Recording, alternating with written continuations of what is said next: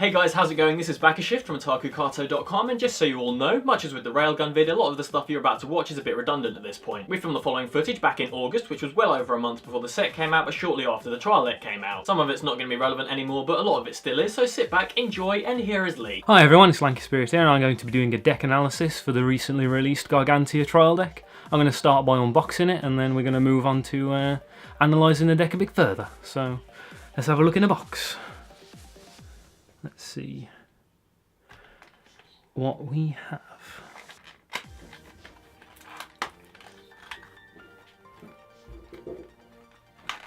Ooh.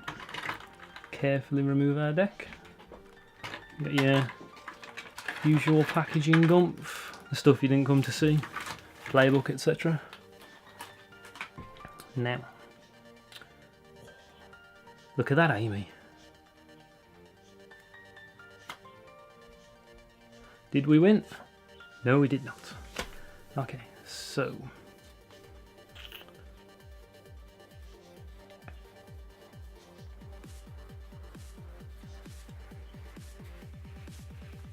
oh, we get 4 copies of that. That's nice. Was not expecting that. Ooh, I got a foil as well. I was hoping to get something. Nice bit of melty. So put that on one side for a second. New Climax. Yeah. Okay. It's a shame the foil on this isn't as nice as that railgun one. It's cool though. I like it. Alright then, so let's lay this thing out and we'll discuss it in more detail. So, here's the Gargantia TD laid out.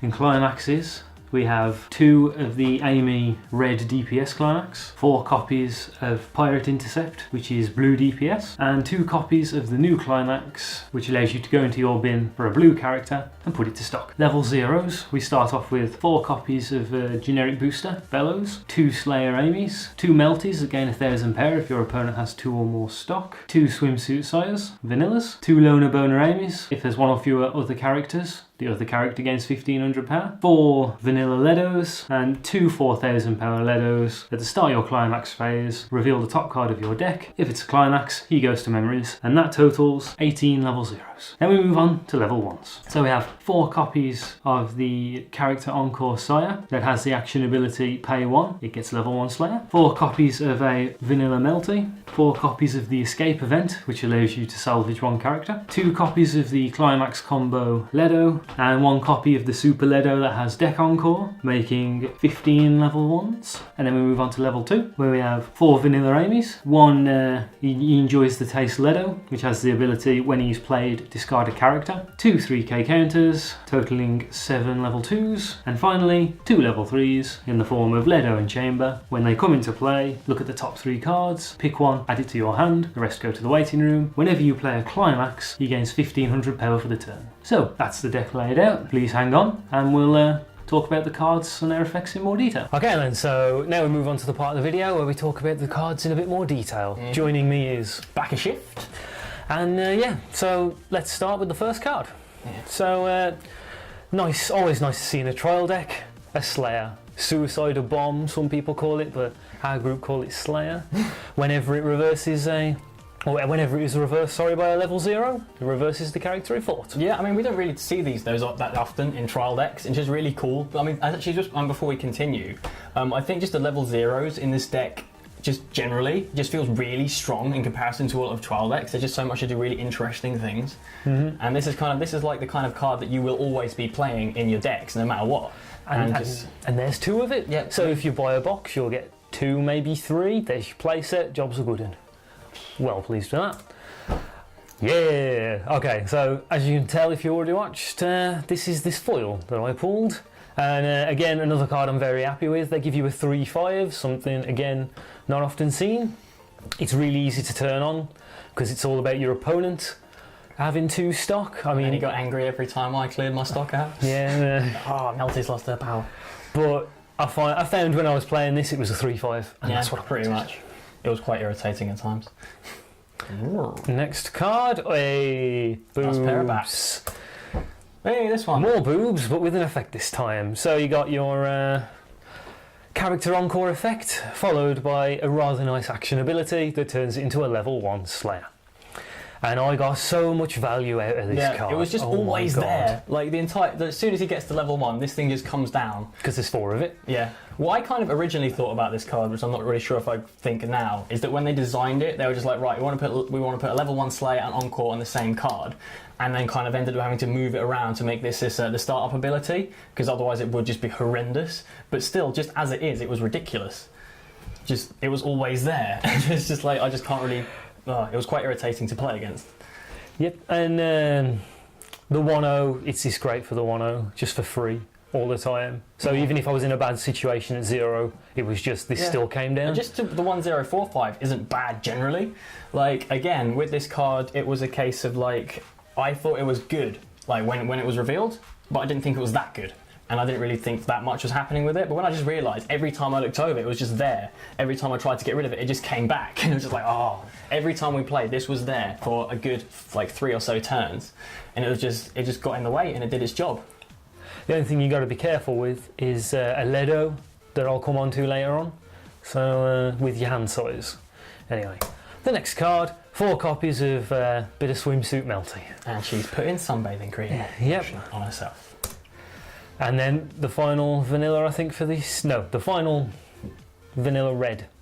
4 copies of 2-1 swimsuit.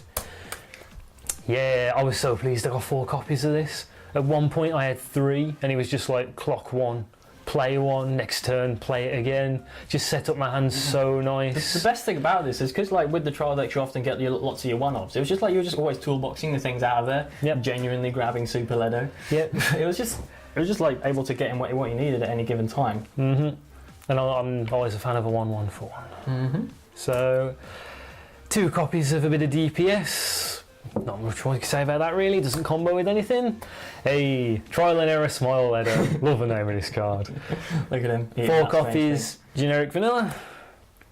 Oh, this guy. Right. Okay. So he had nightmares with this thing. When they revealed this card, I was like, he's okay. The fact that you have to reveal it every climax phase is a bit naff.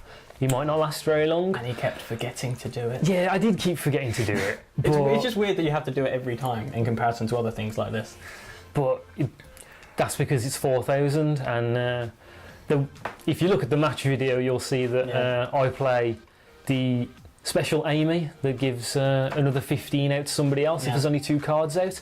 This thing was 5-5 on my first turn and I was going second. It was crazy. It was awesome. I loved it. So yeah, I've gone from being a bit okay from this card to all about this card. Like even the downside of going to memories, it's in memories, so it's compressing ever so slightly. So I mean, even if you end up losing it, you don't feel that bad. But the only real problem with this, I mean, you didn't actually hit a climax on it any time, and the time you thought you did, that was actually a mistake. Yes.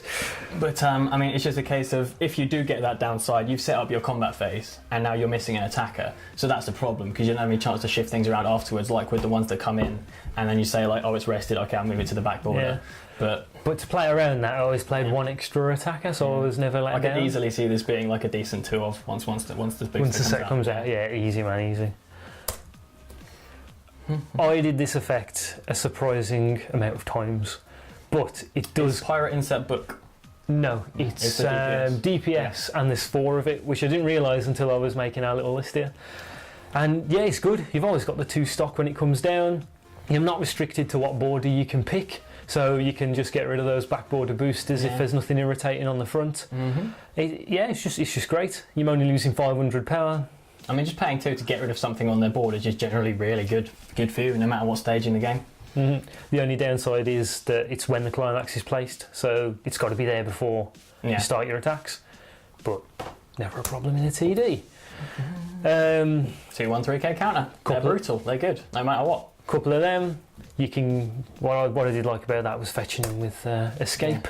And this is the new climax. Yes, I enjoyed this. The couple of times I played it, it was good. I was getting some value out of it. Yeah. I mean, when I first saw this, I was like, oh, that's interesting. It's a new climax. And the further and further I get into it, it just seems it's just normal. It doesn't feel that different. It's basically it's not game breaking. Essentially it's doing the exact same thing as a normal stock soul climax, only there's the very minor drawback of occasionally it'll whiff, and then there's the upside of you'll never hit a climax on it, which is cool. And you can also just make sure get something out of your bin you don't want specifically. So like if it like make sure something doesn't get shuffled back in, which is quite cool. Like basically think of it like another level zone kind of selection style thing. And this is actually going to be something they're doing lots because what was it? Was it Dog Days? Today was revealed a green one for Dog Days. Yeah, Only so selected green characters characters that they're going to be doing a lot. I like that they're making new climaxes. Just yeah, that was great. That was I was shocked. New mix-up. So I reckon we're going to get a new trigger somewhere. Nah. Bookgate. We've got Bushi, man. We got the Bushi icon on old Kidani P. That's good enough for me. Okay. And as I've already mentioned, 4 of DPS Pirate Intercept combos with that Ledo from Just. The old Drifter Castaway Ledo. This card, oh my god. It might only be a one-off, but it's a good one-off, which is why it's expensive. It's got Clock Encore, which was great because it let me keep the hand size for his other effects. The only thing you got to watch out for is if you spend too much time saving the Sire from before, you're not getting the numbers for this. But when that happened, it's still a 1-1-5-5 with Clock Encore. It's not that bad. It's not groundbreaking. Because when we looked at this, we were like, if that's not turned on, that's just going to be horrible. And it went. And it wasn't. It wasn't at all. Wrong. Like I mean, just wrong. You're paying the extra 1 for your vanilla to have Clock Encore. That's fine. And then when he's a 7k, he just stays there. He is so good. There's a reason like this card is essentially half the value of the TD when people are selling this thing off singly. This is going to be absolutely playable. There probably are 3 of. I've actually bought 3 copies of it already, even though the set hasn't revealed yet. Depending on the set, I don't know if he's playset worthy, but definitely. I wouldn't say it's play. I don't think Clock Encore is ever playset worthy unless you're dangerous. Yeah, because you don't want to be just and just kill yourself. But he's so good, and I mean his ability turns himself on. That sounded wrong. But it does, man. It does. Yeah. He turns himself on. He turns himself on. More than Amy does. Yeah, he loves the taste. Impressive taste, Ledo. He doesn't look like he's impressed by it though. No. More. Right. Okay, so this card is downside we've seen before on high power level 2 cards, like in Fairy Tail, where you have to memory something for the Loki, but I liked having the power, but in some situations that discard that character was painful, especially when Ledo's there and you don't want to turn him off. Well, it's just there was the time when you did the you escaped. Yeah, I had to escape it, and because I needed to kill the railgun level 3, and it hurt because there was play that, pay 1, fetch it, play another 2, discard the counter because I only had a climax. Yeah, I mean, otherwise, and then this as it was just. It's good as a one-off. It worked very well in the deck as a one-off. You would never push it beyond that because I mean it turns up at those times when you really need it to, and when you are in that good. I think with this card, when the first couple of games we played, it was really good when you were ahead. Oh, when you won one, Ledo was turned on. You had all your cards in your hand. You're not really worrying about anything with this card. But when it was in the second game, when you just had to, you were kind of coming from behind. Your hand wasn't particularly full. He just didn't work at all. Too costly. Yeah, so I mean, as a one-off, I think it's fine, but I don't think it's going to go anywhere further than this trial deck, to be honest. Yeah, I agree. And the Amy I mentioned before, one or few other characters, the other guy gets 15. It's just brilliant. It's really good. Absolutely this was really brilliant. Good. Yeah. Got a pair of them, 4K, 2 4Ks, pretty cool. No, that's not going to happen as often as you only get 2 in the deck. Yeah, but I mean, more commonly, the ridiculous things that happen is you're going to play that 4K Ledo. This on the back, on the front. They can't kill your 5/5. Nope. unless they got a Slayer. Yeah, true. Very true.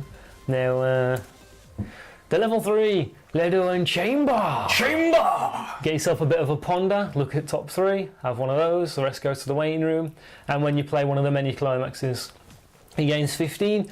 He's not groundbreaking, but he's good. I really like it. He just fishes more. I really like it. He fishes more copies of Escape to get stuff, or stuff. I mean, just the ponder, as opposed to the draw 2 drop one. I'm not good at draw 2 drop one because you can't drop climaxes, but seeing the 3, I just like it. I like it when you play your level 3, and even if it gets wallops on the way back. you've done something, you've gotten something. I really like Yeah. that. And like this is growing more and more common as opposed to the draw 2 drop 1, isn't it? Because there was a few cards in Vivid Red that had this on their level 3s. Yeah, the Himawari was like, have a butcher's, pick something. I just really like it. It's just good. Like you just go. Whoosh. I like drawing cards. Not drawing cards, but I like holding them. It's like, oh, there it is. Whether he'll break out the trial deck again depends on what the set brings. I mean, we've seen the level 3 chamber now. Yeah, that's a really cool card. He's cool. He's He does good at memories, but yeah. All in. He's quite cool. And I've never actually seen this before. You have, but I've never actually seen that it comes with every climax. I thought that was awesome. You didn't actually do it during the game, did you? I did it once with the Pirate Intercept, yeah. It didn't really help because he was beating what he was opposite anyway, but... It's fun. Yeah, there's going to be times when that gets... It gets him out of counter range. Always, pretty much. And it deflates a bit now, because our last card is just is that what? A generic 500 booster. This is a TD exclusive? This is a TD exclusive. Again, the last 5, this and the 4 cards before were all TD exclusive. You get 4 copies of this is in every TD, and yeah. And it's Bellows. And she's an elder sister by nature. Yeah. And that's what you need to know about Bellows. Pretty much. No opinion in the deck. No. No opinion. He's probably going to be yellow. Yeah, he's looking yellow according to the reveals. It's going to be him and a load of Hidiars in the yellow, just chilling. He's going, hey, chill. Now put some pirate bint in there as well. He's going to bond with some level 3 Hidiars. He's going to be like, oh. Is that the last card? That is the last card. So please check out the match video if you haven't already. You'll see this against Railgun. You were obviously had more experience with this, having been on the playing side of it. What did you think of the deck as a whole? I enjoyed it. It had a range of effects.